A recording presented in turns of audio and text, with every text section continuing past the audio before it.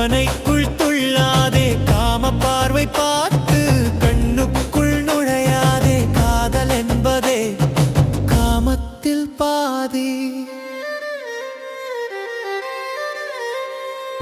நெடுநேரம் பார்க்காதே, நீலவிழி பார்வையால் என்னை செதுக்காதே.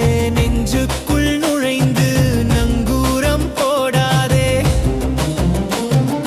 சுற்றி வரும் காற்றில் உன் வாசம், சுட்டு விரல் தீண்டல் ஒரு மோட்சம். சொல்லாத சொல்லெல்லாம் சொல்லத் துடிக்குது, சொப்பன தீவில் நனைந்து தவிக்குது.